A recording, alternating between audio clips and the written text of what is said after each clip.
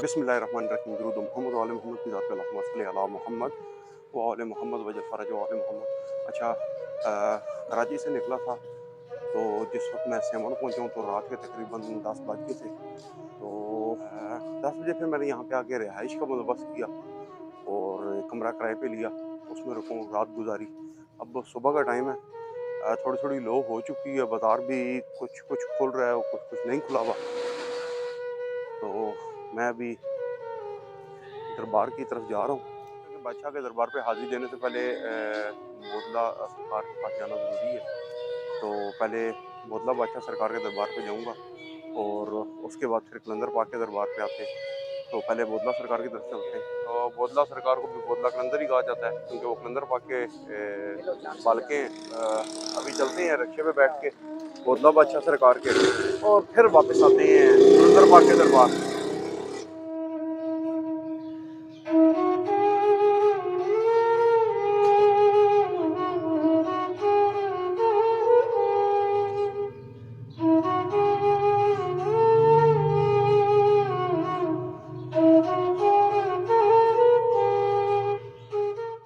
तो पहले बादशाहों के दरबार में जाते हैं। जी, ये ऊपर लिखा हुआ भी है कि कलंदर पाक का फरमान है कि जो भी कलंदर पाक सरकार के हाज़िरी देने के लिए आएगा उसने जो पहली सलामी करनी है वो ये बोदला बादशाह सरकार का दरबार है, इस दरबार पे करनी है। इस पुरसकून जगह पे वो हाज़िरी करेगा और उसके बाद फिर वो बादशाहों के दरबार पे जाएगा। ये सामने वज़ू की जगह बनी हुई है और इधर सबील के लिए भी जगह बनाई गई है। अल्लाहुम्मा सल्ली अला मोहम्मद व आले मोहम्मद वजल फ़रज व आले मोहम्मद। और मैं आखिरकार अपनी ज़िंदगी के एक ऐसे हसीन लम्हे को पहुंच चुका हूँ कि मैं बयान नहीं कर सकता। ये आप देख रहे हैं कि मेरे मौला गाज़ी शहंशाह के आलम जो कि रसूलुल्लाह सल्लल्लाहु अलैहि वसल्लम के इनायत करदा आलम है। या अली या अली या अली। बोदला कलंदर के बारे में काफ़ी सारी बातें, काफ़ी सारी कहानियाँ, काफ़ी सारे राज मशहूर हैं। ये तमाम आलम इस्लाम की जंग है वो ये ऊपर लिखी हुई है जिसके बीच में अली वलीउल्लाह का नारा लगाया गया है, वो जो रसूल ने बयान किया था। और ये बोदला बहार बादशाह सरकार का दरबार है अंदर से।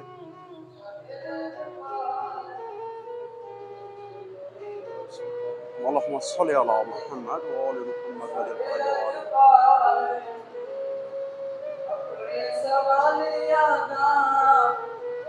ये वो वाले दरबार हैं कि जिन दरबारों के ऊपर 24 घंटे लोगों का आना जाना लगा रहता है और कोई तिलावत करता है, कोई मनक़बत पढ़ता है, कोई नात पढ़ता है। बस जिस तरीके से भी वो नज़राना अक़ीदत पेश कर सकते हैं, लोग यहाँ पर आकर नज़राना अक़ीदत पेश करते हैं। अपनी मेहनत के बायस बादशाह ने जो फजीलत हासिल की है वो बयान करने से मैं कासिर हूँ। अल्लाहुम्मा सल्ली अला मुहम्मद व आले मुहम्मद। या बादशाह पारा चनार के शुरू की बोलते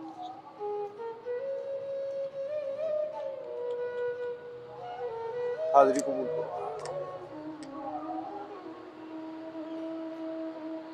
अल्लाहुम्मा सल्ली अला मुहम्मद व आले मुहम्मद। अल्लाहुम्मा सल्ली अला मुहम्मद व आले मुहम्मद। अल्लाहुम्मा सल्ली अला मुहम्मद व आले मुहम्मद। अल्लाहुम्मा सल्ली अला मुहम्मद व आले मुहम्मद।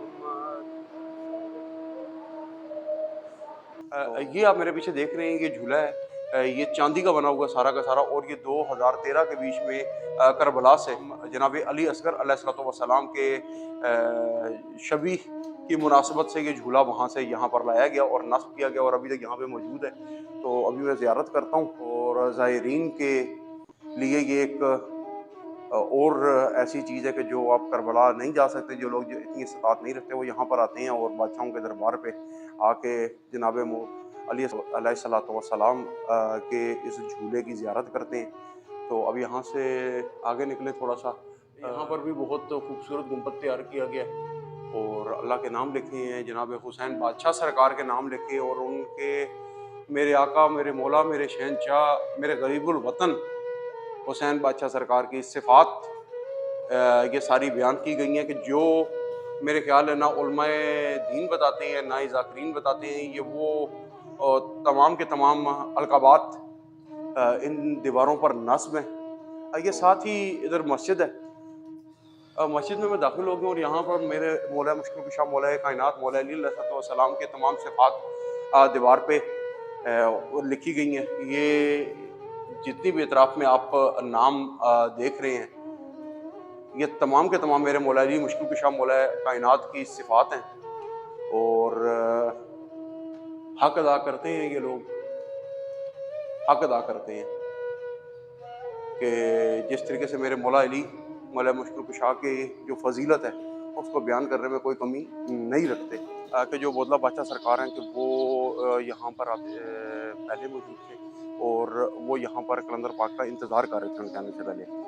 और जब भी वो यहाँ पे आते थे और जिस जगह पे सरकार का भी दरबार है और बाबा लाल शहबाज कलंदर सरकार का दरबार है, उस जगह पे आके अपनी दाढ़ी से झाड़ू दिया करते थे और कलंदर पाक का नाम लेके नारे लगाया करते थे।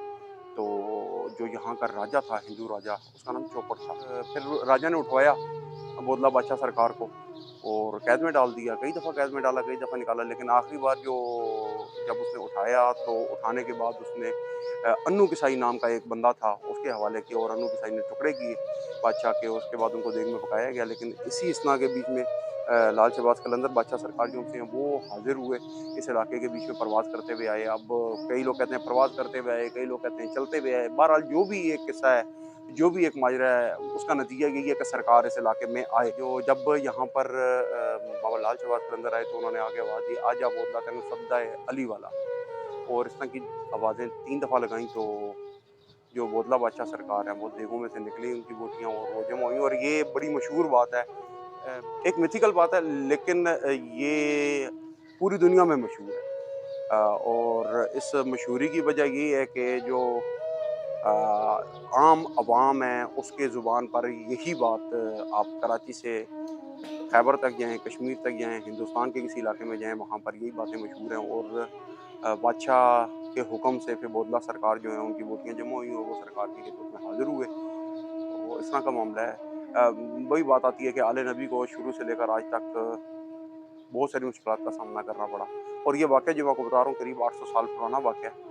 अच्छा, ये जो बोदला कलंदर बादशाह सरकार है उनके दरबार से कुछ ही फासले पर वो बस्ती है जिसे उल्टी बस्ती कहा जाता है। तो अब यहीं से मैं चंद कदम के फासले पर है, चूँकि मैं पैदल जा रहा हूँ। अभी जो हुकूमत वक़्त है वो इस किले को दोबारा तामीर कर रही है। जिस माजी के बीच में यहाँ पर किला हुआ करता था। तो फिलहाल तो अभी देखते हैं उल्टी बस्ती को। मुझे भी काफ़ी इश्तियाक हो रहा है कि इस बस्ती को देखूं। और अपने दिमाग के बीच में मैं एक वो तख़य्युल में एक चीज़ लेके आ रहा हूँ कि जब बादशाह ने इस बस्ती को उल्टाया होगा तो क्या कैफियत होगी इस इलाके की। और उस वक्त इस इलाके के लोगों के साथ उनके दिलो दिमाग में या वहमो गुमान में क्या बात होगी। यकीनन यहाँ पे कोई उस वक्त इस बस्ती के बीच में मौला का चाहने वाला नहीं होगा। इसी वजह से ये उल्टाई गई क्योंकि फ़कीर की नज़र हर एक छोटी बड़ी चीज़ के ऊपर मौजूद होती है। तो अब मैं चलते चलते उस जगह पे पहुँच चुका हूँ जहाँ पर उल्टी बस्ती है। अच्छा, ये जो जगह मेरे सामने देख रहे हैं ये उस शाही किले वाली जगह है। और अभी इसकी तामीर के लिए आप साइड पे देख रहे हैं ईंटें वगैरह लाई गई हैं। इस किले को दोबारा तामीर किया जा रहा है। 800 साल के बाद अब जो ये किला तामीर हो रहा है, इस किले के बीच में एक सबसे अच्छी बात जो होगी वो ये होगी कि इस किले के बीच में जगह जगह पर मेरे मौला गाजी शहंशाह बादशाह का अलम नस्ब होगा। यानी कि वो अलम नस्ब होगा कि जो रसूलुल्लाह सल्लल्लाहु अलैहि वसल्लम का अलम है और जिस अलम को असहाब छोड़ के भाग गए थे मैदान खैबर के बीच में, और जिसको संभालने वाले अली और औलाद अली हैं। सामने आप देखेंगे कुछ हिस्सा इसका कुछ हद तक तामीर भी कर दिया गया। बहरहाल ये उल्टी बस्ती के नाम से मशहूर है। और अभी आप मिट्टी के नीचे देखेंगे वो ईंटें वगैरह आपको नज़र आ रही हैं। डैट मीन्स के ये ज़मीन के नीचे धंसी हुई जगह है जिसको अब दोबारा तामीर किया जा रहा है। हुकूमत वक्त को इतना वक्त मिल गया कि वो यहाँ पर तामीर कर सके। एंट्रेंस गेट आ गया किले का। बहरहाल अब की बार जो ये किला है इसके बीच में मौला गाजी शहंशाह के अलम ही लगेंगे। हिस्ट्री भी लिखी हुई है सेवन की। ये इंग्लिश में लिखी हुई है और ये सिंधी ज़ुबान में लिखी हुई है। अच्छा, ये जो सेवन का इलाका है ये एक ज़माने में सिस्तान, सिस्तान, इस तरह के मुख्तलिफ नामों से मशहूर था और जो बाद में एक आखिरी फार्म बची है सेवन के नाम से ये फार्म बची है। तो इसको सिंधु के नाम से भी जाना जाता है, इसको सिंधु मानिया के नाम से भी जाना जाता है इस इलाके को, यानी कि इसके बहुत सारे मुख्तलिफ नाम हैं और सिंधु वैन के नाम से भी जाना जाता है। ये एक बहुत कदीम सकाफ़त सारों को पता है कि हड़प्पा, मोहनजोदड़ो इस तरह की सकाफ़तें यहाँ पे मौजूद हैं और वो सिंध ही की स्टार्टिंग का एरिया आता है हड़प्पा का और मोहनजोदड़ो तो वाकई सिंध के बीच में मौजूद है। तो ये इसके बारे में कहा जाता है कि जो ये इलाका है इस इलाके के बीच में सिकंदर आज़म भी आया था। और एक और बात ख़ास बताऊँ कि सिकंदर आज़म को जो ज़ख़म, जिन ज़ख़मों की वजह से उसकी मौत हुई थी, वो ज़ख़म जो आए थे वो इसी इलाके के बीच में आए थे। ठट्ठा वगैरह के इलाका था और सिंध का इलाका था। यहाँ पे जंग के दौरान वो इतना शदीद ज़ख्मी हुआ था कि फिर उसके बाद वो आगे हिंदुस्तान वाली साइड जो हिंद का इलाका है उस हिंद के इलाके की तरफ बढ़ नहीं सका था, वापस चला गया था और उसकी मौत हो गई थी।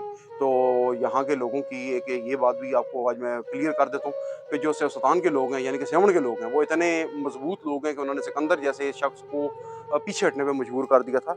ये जो आजकल इंडिया के बीच में हिस्ट्री बयान की जाती है ना झूठी किस्म की, ये गलत है कि सिकंदर को उन लोगों ने मार के भगाया है। सिकंदर पोरस को हरा चुका था और पोरस को हराने के बाद वो सिंध के इलाके में आया और यहाँ पे आके उसने मार खाई इसी इलाके के लोगों से और वो इतना शदीद जख्मी हुआ था कि यहाँ से फिर वो आगे जाने के बजाय अपने इलाके की तरफ वापस लौटा, लेकिन रास्ते में उसकी बाबल के मुकाम पे खैर उसकी मौत हुई और उसकी कब्र का आज तक कोई नामो निशान नहीं है।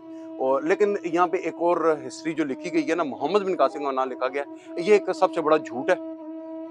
मैं इसको डिनाई करता हूँ और जितनी मेरी अभी स्कॉलर से बात हुई है मुख्तलिफ आल पाकिस्तान के बीच में, और वो भी इस चीज़ को डिनाई करते हैं कि मोहम्मद बिन कासिम ने सिंध को फ़तह नहीं किया था। बेसिकली सिंध से ही मेरे इमाम हसन अलैहिस्सलाम की एक ज़ौजा मोहतरमा थी। तो फिर मुझे ये चीज़ समझ नहीं आती कि अगर मेरे दूसरे इमाम की ज़ौजा सिंध से हैं तो मोहम्मद बिन कासिम की क्या औकात कि वो फ़तह करे। तो ये सबसे मेन बात मैं आपको क्लियर कर दूँ कि जो मोहम्मद बिन कासिम वाला वाक़या है वो इंतहाई झूठ है। यहाँ पर एक चीज़ और क्लियर करने वाली है कि अब्दुल्ला शाह गाज़ी बादशाह सरकार जो उनसे हैं वो मोहम्मद बिन कासिम के सन के फ़ौरन बाद आए थे, लेकिन उनका नाम इसलिए ज़्यादा लिया जाता है कि वो पहले सैयद फ़कीर आए थे यहाँ पर, इसलिए उनका नाम लिया जाता है। लेकिन उससे पहले सादात यहाँ पे आ चुकी थी। बेसिकली मोहम्मद बिन कासिम यहाँ पर राजा दायर को मारने नहीं आया था, ये किसी खातून को बचाने नहीं आया था, यहाँ पर सिर्फ सादात की तलाश में आया था। और इस चीज़ पे एक और बड़ी ख़ास बात मशहूर है कि जब सादात आए थे और उन्होंने राजा दाहिर के पास पनाह ली, साथ साथ चलते हैं, साथ साथ मैं आपको हिस्ट्री बयान करता रहता हूँ। जब राजा दाहिर के पास सादात ने पनाह ली थी तो राजा दाहिर ने बड़े फराखदिली का मुजाहरा किया और सादात को अपने पास रखा था। तो उस वक्त जब मोहम्मद बिन कासिम यानी कि हज्जाज बिन यूसुफ यानी कि बनु उमैया की तरफ से हमले की पेशनगोई हुई, वो पता लगा कि हमला होने लगा और मोहम्मद बिन कासिम नामी एक शख्स को हज्जाज बिन यूसुफ ने भेज दिया यहाँ पे हमला करने के लिए। तो उस वक्त सादात राजा दाहिर के पास गए, उन्होंने कहा हम क्या करें, कोई ऐसा तरीका, कोई ऐसी बातचीत हो कि हम लोग पहचान में ना आ सकें। तो डिसीजन ये लिया गया था कि आपने अक्सर देखा है हिंदुओं की अपने बालों की एक लिट होती है, साइड से निकली होती है, वो निकालते हैं। तो उन्होंने ये डिसाइड किया कि हिंदू बाएं साइड से लिट निकालेंगे और जो सादात हैं वो दाएं साइड से लिट निकालेंगे। अक्सर यहाँ पे आज भी सादात के बीच में तशय्युओं के बीच में ये मन्नत रखी जाती है कि वो अपनी एक लिट निकालते हैं। तो वो लिट जो निकाली जाती है वो बेसिकली इसी वजह से निकाली जाती है कि यहाँ पर ये हुआ था।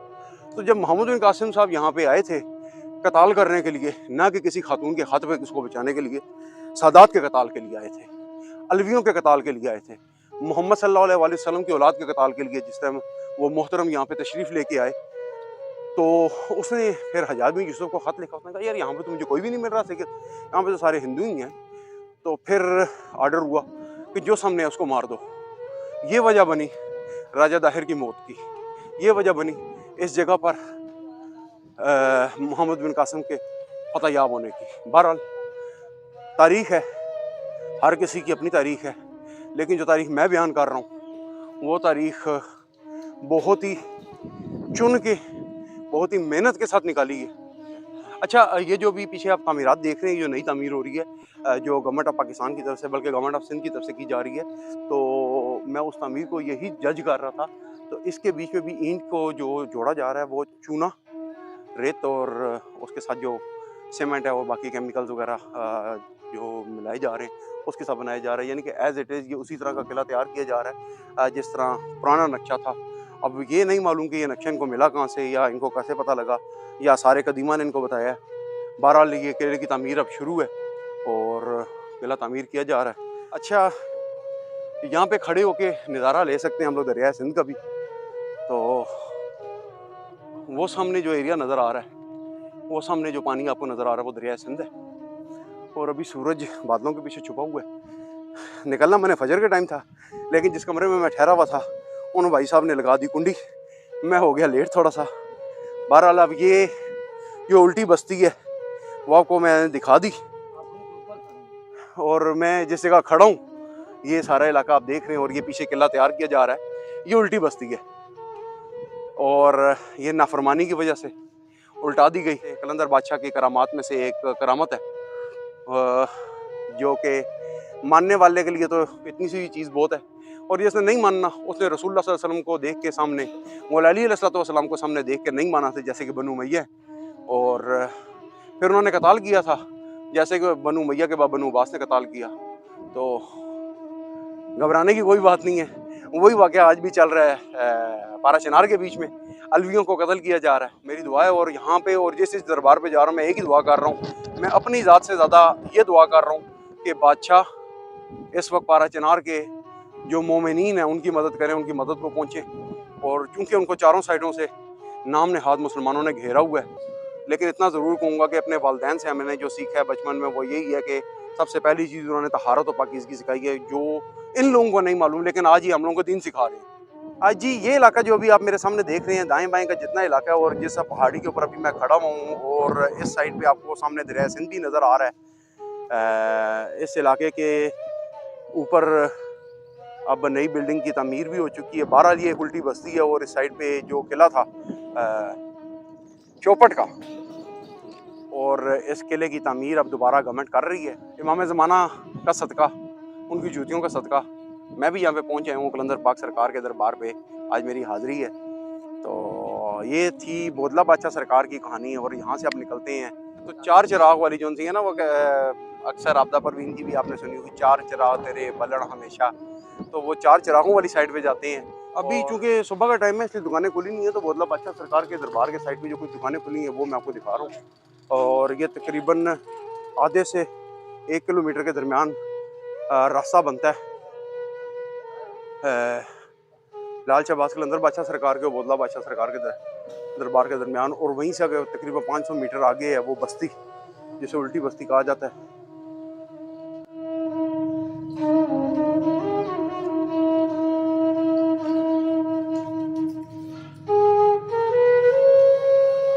अभी मैं जिस जगह पे पहुंच चुका हूँ इसको मुख्तलिफ नामों से पुकारा जाता है। चार चिराग भी कहते हैं इसको और चिलागाह भी कहा जाता है और तख्त कलंदर भी इसको बोला जाता है। तो अभी सबसे पहले तो मैं एक ऐसी जगह पे जाऊँगा जहाँ पर मौला अली मुश्किल कुशा मौला कायनात बादशाह सरकार के जुलजना के कदम के निशान है बकौल यहाँ के लोगों के। तो जाते हैं, पहले जुलजना के कदम मुबारक देखते हैं कि किस जगह पे उनके कदम थे, वहाँ से फिर ऊपर चलते हैं चार चिराग वाली जगह पे।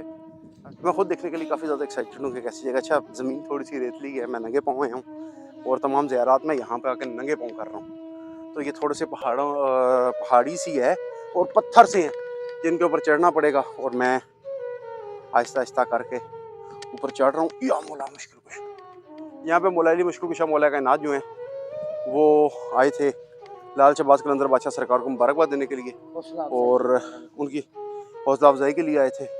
ये थोड़ी सी तहरीर भी लिखी हुई, मैं आपको दिखा भी देता हूँ और कदम भी दिखाता हूँ। ये तहरीर लिखी हुई है और जगह के बारे में मशहूर है कि आप कोई भी दुआ मांगेंगे ना यहाँ पे खड़े होके तो कबूल हो जाएगा। और ये जुलजना के पैरों के निशान हैं जो बताए जाते हैं कि 700-800 साल से वैसे के वैसे ही मौजूद हैं। और यहाँ पे जुल्फ़कार का निशान भी बताया जाता है, तो वो मैं आपको दिखा दूँ। ये जगह जो आप देख रहे हैं, इस जगह पे कहा जाता है कि मौला अली मुश्किल कुशा की जुल्फ़कार सरकार ने यहाँ पे लगाई थी। और इसके सामने का जो एरिया आप देख रहे हैं ये तख्त कलंदर के नाम से मशहूर है और चार चिराग के नाम से मशहूर है। ये वो जगह है जहाँ पर कलंदर पाक सरकार प्रवास करते हुए जब आ रहे थे, यहाँ के लोगों के मुताबिक जो रिवायत है, यहाँ पे सरकार प्रवास करते हुए आ रहे थे और इसी जगह पे आकर सरकार ने डेरा डाला, यहाँ पे रुके। इस जगह के बारे में एक और रिवायत मशहूर है कि यहाँ पे सरकार ने 1.25 किलो की रोटी तैयार की थी और जितने भी अम्बिया हैं उन सारों के रोज़े यहाँ पे इफ्तार कराए थे। और इसी जगह पे सरकार ने सांप को पत्थर किया था। बहरहाल अभी ऊपर जाते हैं और ऊपर जाके ये तमाम मामलात को खुद अपनी आंखों से देखते हैं। रिवायात हैं, मानने वालों के लिए हैं, नहीं मानने वालों के लिए कुरान भी किस्से कहानियों से ज़्यादा नहीं है कि जैसे कहा था कि ना कोई वही आई थी, ना जिब्रील आए थे। मोहम्मद सल्लल्लाहु अलैहि वसल्लम के ऊपर नाउज़ुबिल्लाह बहतान बांधा गया था कि ये एक ढोंग था जो उस वक्त का बादशाह था, अमीर शाम की औलाद, लईन, खुदा लानत करे उसके ऊपर और उसकी जद के ऊपर कि उसने इतना बड़ा तोहमत लगाई थी मेरे रसूलुल्लाह सल्लल्लाहु अलैहि वसल्लम पे दरबार में खड़े होके। उसका निशान तो मिट गया, लेकिन जो मोहम्मद वाले मोहम्मद हैं वो क़यामत कायम रहेंगे और उनकी निशानियाँ यही दरबार हैं जिन दरबारों पे भी मैं हाज़िरी दे रहा हूँ। वो सामने कदमगाह है ज़ुलजना की और ये 4 चिराग वाली जगह है। इस वक्त जिस जगह पे मैं खड़ा हूँ मेरे पीछे ये सरकार बादशाह की जो चिला है वो मौजूद है। अल्लाहुम्मा सल्ली अला मुहम्मद व आले मुहम्मद वजल फरज व आले मुहम्मद। ये जनाब अली सरकारों के चिला है और अंदर झूला भी लगा हुआ है। अल्लाहुम्मा सल्ली अला मुहम्मद व आले मुहम्मद।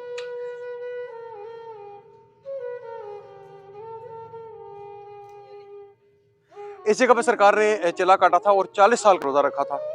तो 40 साल के रोज़े के बाद जब वो कामयाब हुए थे, वो सामने वाली जगह मैंने आपको दिखाई है, वहाँ पे मौला अली मुश्किल कुशा ने आके इनको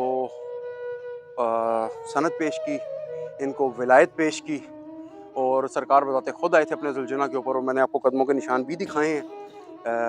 सूरज ऊपर चढ़ता जा रहा है, चूँकि सिंध है वो गर्मी भी तेज़ हो रही है और मेरे भी पसीने निकल रहे हैं, तो मैं कोशिश करूँगा जल्द से जल्द वाइंड अप करूँ और आगे निकलता जाऊँ। अब खैर आगे ये जा रहे हैं 4 चिराग वाली जगह पे। बहुत ज़्यादा सुना था मनकबतों के बीच में और जो सरकार की बातें हैं उनके बारे में सुना था। 4 चिराग होते हैं जो बलन हमेशा, तो ऊपर चढ़ते हैं, कोशिश करते हैं कि हमारा चिराग भी सरकार रोशन करें, हमारी मदद भी करें। और ये दाएं बाएं का जितना इलाका आप देख रहे हैं ये सारा इलाका, इस साइड पे पहाड़ियाँ और वो सामने का मैदान है और कुछ रेगिस्तान है।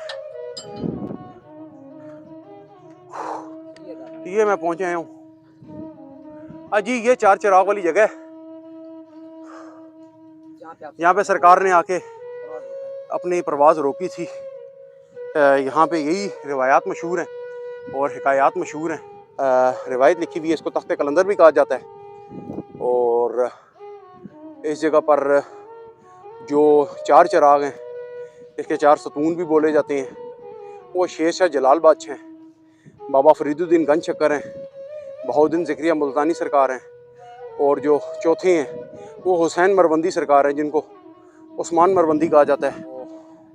ये वो जगह जिस जगह पे बादशाहों की कचहरी लगा करती है, वो कचहरी जिस कचहरी का अक्सर मैं जिक्र करता हूँ कि ये फजर से पहले तहज्जुद के टाइम पे कचहरी लगती है, तो ये वो वाली कचहरी है। और हर जगह पर मेरे मौला गाजी शहनशाह का अलम है, रसूल का अलम है, खैबर के मुकाम पे दिया जाने वाला अलम है। बहरहाल यहाँ की हाज़िरी पूरी हुई, तो अब यहाँ से आप आगे निकलेंगे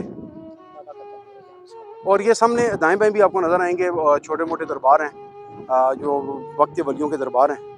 वो दाएं बाएं आपको काफ़ी ज़्यादा इमाम बारगाहें नज़र आएंगी मुख्तलिफ, और दरबार नज़र आएंगे कि ये जो सामने गोल्डन सा आपको गुंबद नज़र आएगा, इस जगह पर लाल बाग है। और अभी मैं इस जगह पे जाता हूँ और यहाँ की वीडियो भी आपको बना के दिखाता हूँ कि यहाँ पे एक हिंदू औरत थी, उसका बाग था, उसने इनकार किया सरकार को पानी देने से जी। तो ये 4 चिराग वाली जगह आपने देख ली, और मैंने भी आज ज़िंदगी में पहली बार देखी, और मुझे भी पता लगा कि 4 चिराग बेसिकली इसका मकसद क्या था। तो आज 4 चिराग देख भी लिए और इनकी हिस्ट्री भी जान ली। जिस जगह जा रहा हूँ वो जगह है सरकार का तंदूर है। यहाँ पर सरकार ने 1.25 किलो की एक ही रोटी तैयार की थी और कहते हैं कि तमाम अंबिया कराम और तमाम आइमा मासूमीन की यहाँ पे इफ्तारी कराई थी। और इसी जगह पर कोई सांप था, अब मुझे नहीं पता कि उसकी हिकायत क्या है। उस सांप को पत्थर किया था इन्होंने। तो अल्लाहुम्मा सल्ली अला मुहम्मद व आले मुहम्मद। मैं इस जगह पे आ चुका हूँ और अभी आपको तंदूर भी अंदर से दिखाता हूँ। मैं तो खुद देख चुका हूँ, तंदूर आपको भी दिखाता हूँ। जी ये बादशाहों का तंदूर है और ये जो सामने बताया जा रहा है ये सांप है। आप रब बेहतर जाने हकीकत, क्योंकि उस खुदा से ज़्यादा बेहतर जाने वाली ज़ात कोई नहीं है। हाँ, उसके बाद अगर कोई ज़ात है तो मोहम्मद मुस्तफ़ा सल्लल्लाहु अलैहि वसल्लम की, और उनके बाद मौला अली मुश्किल कुशा मौला कायनात की ज़ात है। बहरहाल ये वो तंदूर है जिसके बारे में ये हकायत मशहूर है कि यहाँ पर 1.25 किलो की एक रोटी थी जिसने तमाम अम्बिया को सैर करके खाना दिया, सैर करके अपने आप को खिलवाया और उनकी भूख को मिटाया था। तो इधर की भी ज़ियारत आज हुई। अब इसके बाद लाल बाग जाऊँगा, तो चलते हैं मौला मुश्किल कुशा का नाम लेके।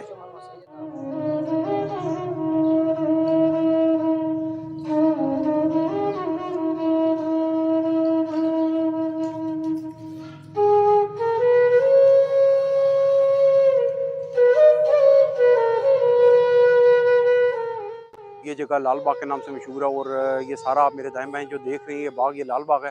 और इस बारे में मशहूर है कि ये किसी हिंदू खातून का था और उसने सरकार को पानी देने से इनकार किया था। ये रवायत जिसका मैं पहले बयान कर चुका हूँ। तो वो सरकार ने फिर चश्मा भी निकाला इस जगह पे। और जिस जगह भी खड़ा हूँ तो ये मेरी बैक साइड पे जो जगह है ये सरकार की मसवाक की जगह है। इसको सरकार का दंदासा बोलते हैं। इस जगह पे सरकार ने मसवाक की थी और ये कलंदर पाक का मसवाक के नाम से मशहूर है। अंदर चलते हैं, देखते हैं ये जगह।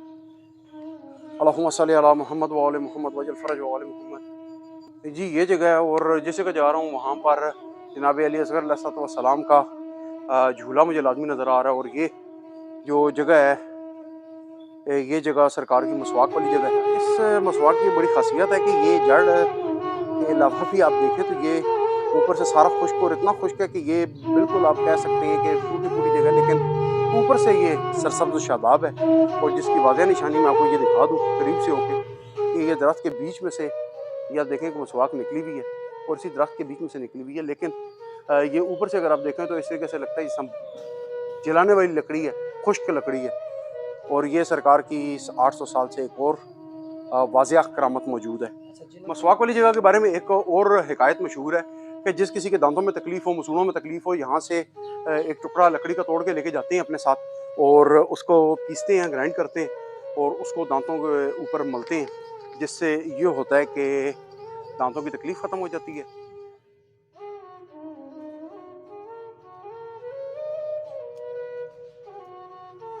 एक और जगह पे आया हूँ और ये वो जगह जहाँ पे सरकार ने अपने असा को मार के चश्मा निकाला था।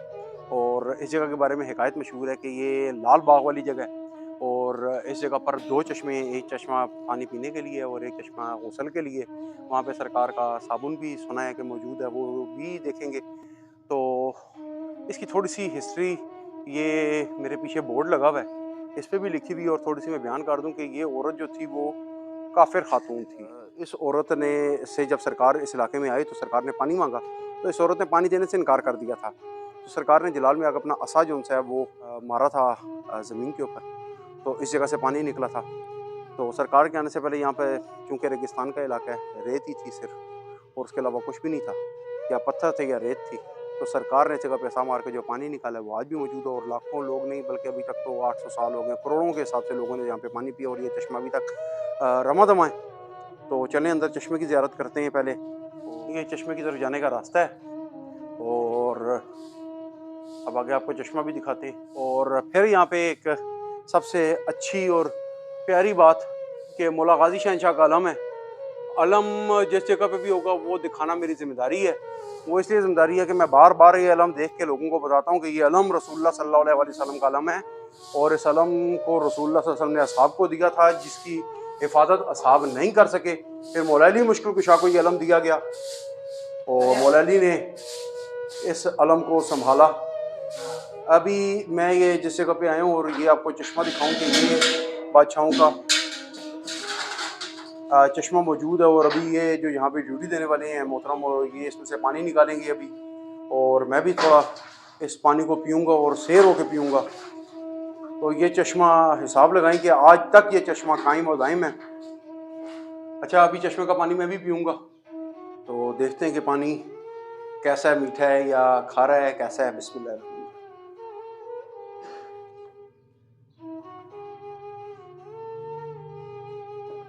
शुक्र अल्हम्दुलिल्लाह। अच्छा, पानी तो मज़े का है, लेकिन अच्छा बिल्कुल ये साथ चश्मे के बिल्कुल साथ ही एक दरख्त है और यहाँ पे लोगों ने अपनी मनतें मानी हुई हैं, कुछ चूड़ियाँ वगैरह और मुख्तलिफ धागे वगैरह बांधे हुए हैं। ये इस बेरी के बारे में मशहूर है कि ये 800 साल पुरानी बेरी है और ये भी लाल बाग के इलाके के बीच में मौजूद है और चश्मे के साथ मौजूद है। अभी आगे चलते हैं और आपको सरकार के जो दूसरा चश्मा है उसकी भी ज़ियारत कराते हैं। और उसके बारे में ये मशहूर है कि सरकार का जो साबुन वगैरह वहाँ पे मौजूद है और बहुत ही मज़े का इलाका है, रेतला सा। मैं अभी सारी के सारे इलाके के बीच में नंगे पाँव फिर रहा हूँ। ये जो सामने आप चश्मा देख रहे हैं, तो इस जगह पर सरकार का साबुन मौजूद है और कहते हैं कि एक रिवायत मशहूर है यहाँ से मोती निकलते हैं। आगे जाके देखते हैं अब इस जगह को।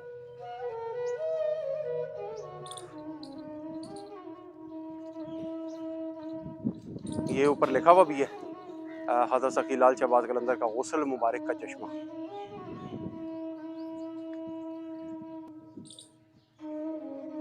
यानी कि ये वो चश्मा जहाँ पे बादशाह गुस्ल फरमाया करते थे। ये सामने आप देखें, ये वो चश्मा है। तो मैं भी अभी ज़रा सरकार के पानी से अपना मुंह धो लूँ। और ये जो सामने वाली जगह आप देख रहे हैं, ये गड़े गड़े हुए में, इस जगह से मोतियों को ढूंढा जाता है। और जो सरकार के यहाँ पर मुरीदीन है वो मोती ढूंढ के इसलिए रहते थे, इनको ढूंढने में मुश्किल होती है। ये एज़ इट इज़ है कि जिस तरह वादी सलाम, आप नजफ़ में जाते हैं वादी सलाम के बीच में, और वहाँ पर आप बैठ के ढूंढते हैं दुर नजफ़ को और आपको दुर नजफ़ मिल जाता है। इसी तरीके से यहाँ पे मोती ढूंढे जाते हैं, मोती मिल जाते हैं।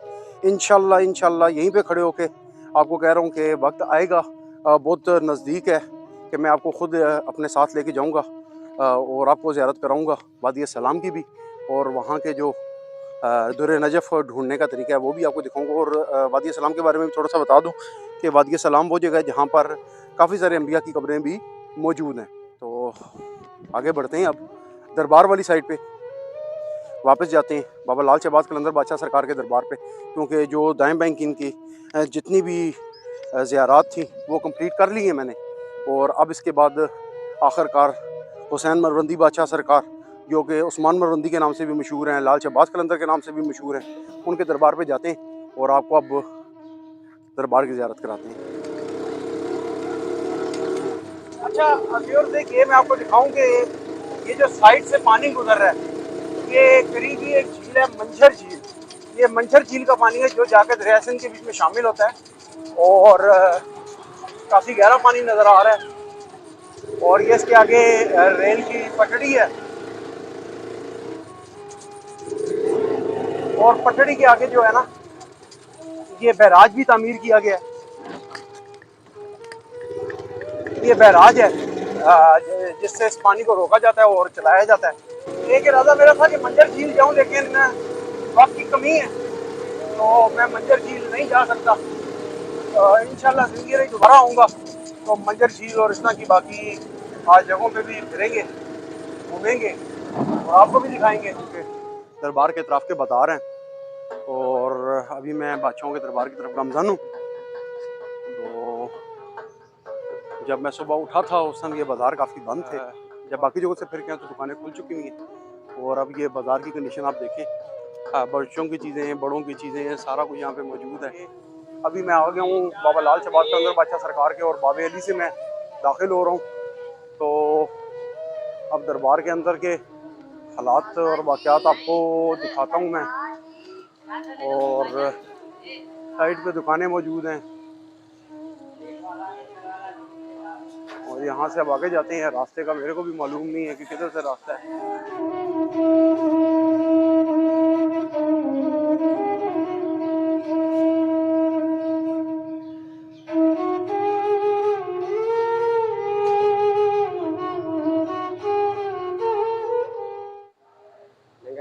ये इतनी तंग जगह रखी हुई है कि मेरे जैसे बंदे को जाने के बीच में तकलीफ ही होती है। बहरहाल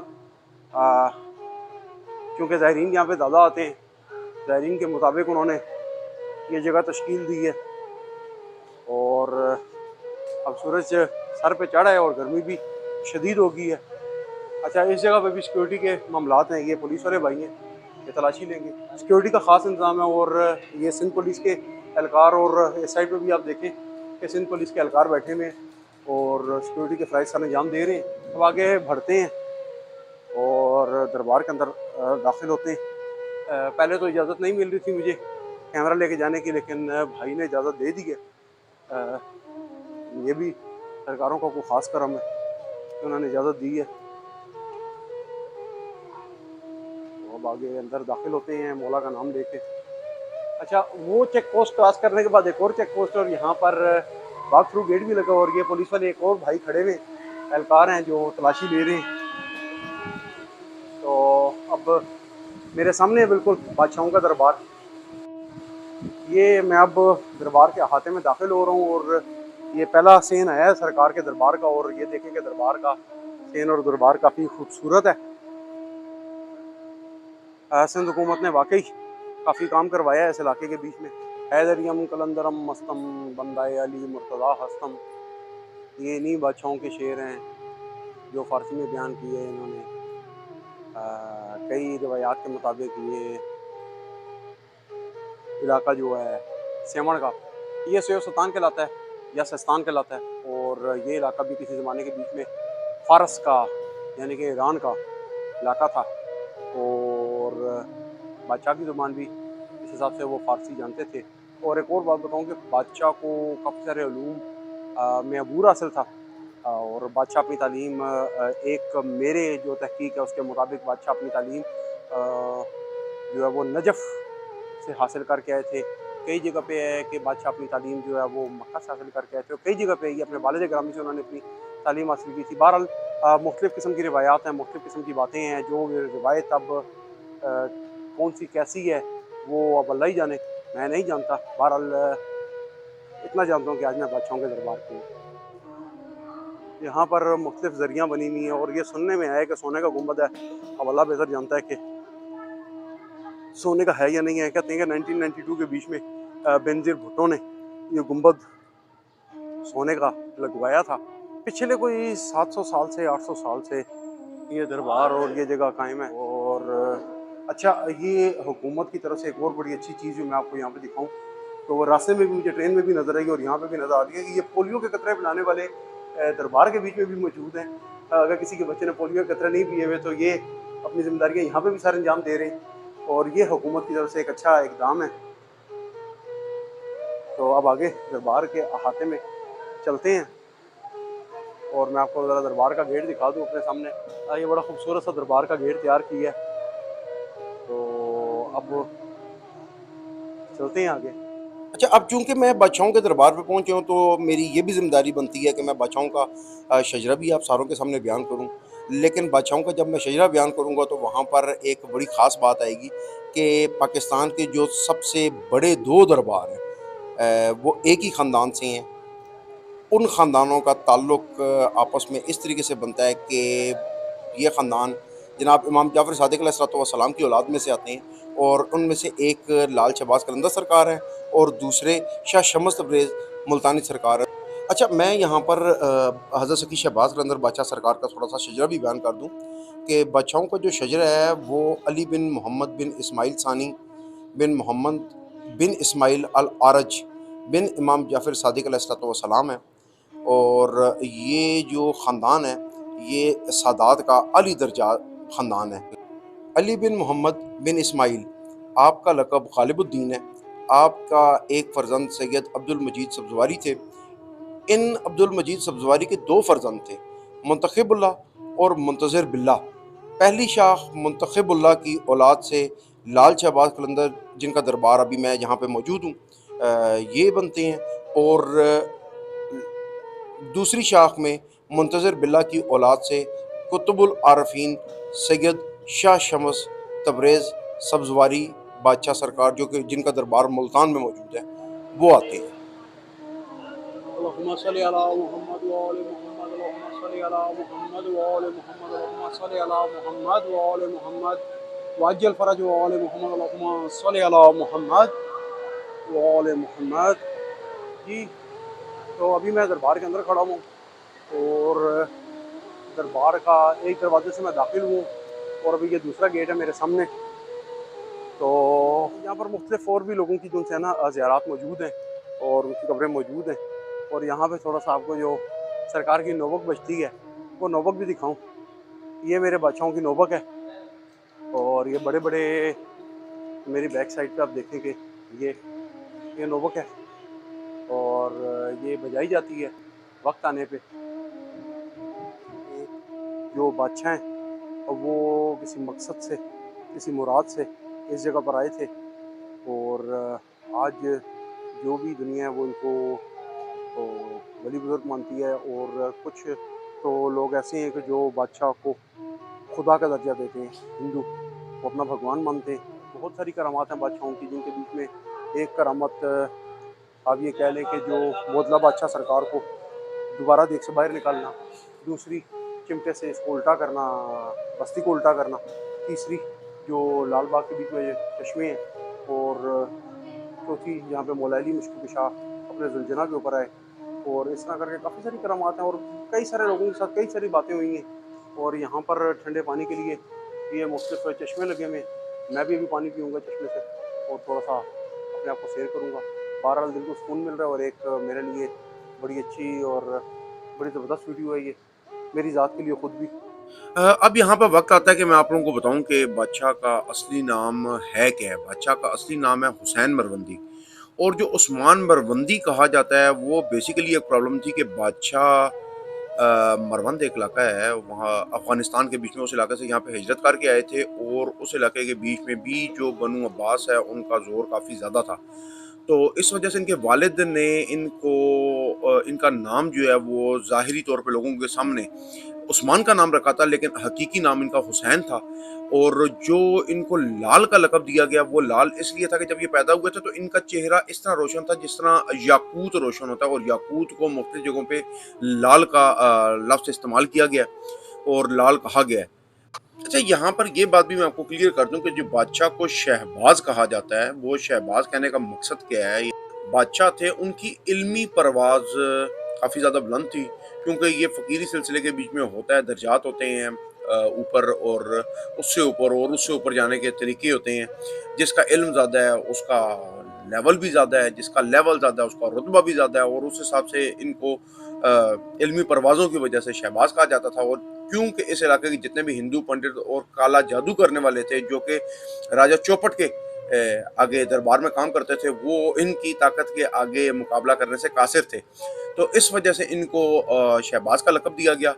और लाल का मैं वैसे ही आपको पहले बता चुका हूँ, तो लाल शहबाज इस वजह से इनका लक़ब कहलाया है। जैसे कभी मैं खड़ा हूँ, ये दरबार के मुल्क का मस्जिद है। पूरे दरबार में जगह जगह एसी लगे हुए हैं, जिससे दरबार का टेम्परेचर काफ़ी लो है। तो यहाँ से सरकार के दरबार की ज़ियारत आपको करवाता हूँ। अब थोड़ा-सा मैं बादशाह की पैदाइश के बारे में बात कर लूँ कि बादशाह 1170 ईस्वी और 538 हिजरी के बीच में जो मौजूदा अफ़गानिस्तान है, उसका एक सूबा कंधार है, और उसके जनूब के बीच में एक इलाका था, एक ज़िला था मरवंद। वहाँ पर बादशाहों की पैदाइश हुई, इसी वजह से आप मरवंदी कहलाते हैं। और मरवंद का थोड़ा-सा बता दूँ कि आजकल उसको मेवंद भी कहा जाता है, उस इलाके को मरवंद भी कहते हैं, मेवंद भी कहते हैं। जी व्यूअर्स, अभी अब ये मेरे पीछे सरकार की तुरबत सरकार की ज़ियारत देख रहे हैं और मैं इस वक्त मस्जिद के बीच में बैठा हूँ। और सरकार की करामात इतनी है कि मेरे बयान करने से मैं कासिर हूँ। तो जो सरकार ने किया, जो सरकार ने यहाँ पे दिखाया, ये मेरे लिए बयान करना काफ़ी ज़्यादा मुश्किल है। कुछ बातें जो मैं इस व्लॉग में आपको बता रहा हूँ, लेकिन ये सिर्फ चंद सरसरी सी बातें। हकीकत या अल्लाह जानता है या सरकार जानते हैं या सरकार के ख़ास मुरीद जिस तरह के मुल्ला बहार बादशाह सरकार थे वो जानते हैं। तो चलें, मौला का नाम लेते हैं और बढ़ते हैं आगे। अब बात करता हूँ, आपके वालिद जो इब्राहिम कबीरुद्दीन थे, वो आपको लेके पूरे ख़ानदान को लेके इराक़ से अफ़गानिस्तान में हिजरत करके आए थे, और उस हिजरत की वजह ये थी बनु अब्बास के मुज़ालिम। क्योंकि बनु अब्बास ने भी अहले बैत को और उनकी जो आगे औलाद थी यानी कि सादात, उनको भी चैन से रहने नहीं दिया था और किसी जगह भी वो चैन से बैठने नहीं देते थे।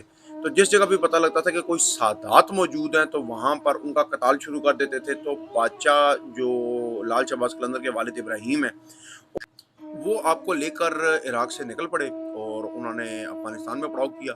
लेकिन बहरहाल एक बात और भी मशहूर है कि जो लाल शहबाज कलंदर सरकार के वालिद हैं इब्राहिम, उनकी जो कब्र है वो नजफ़ अशरफ के बीच में मौला अली अलैहिस्सलाम का जो दरबार है, उसके दरवाज़े में मौजूद है। अब मैंने तो यही सुन रखा और मेरी तहकीक के मुताबिक मुझे यही पता लगा है।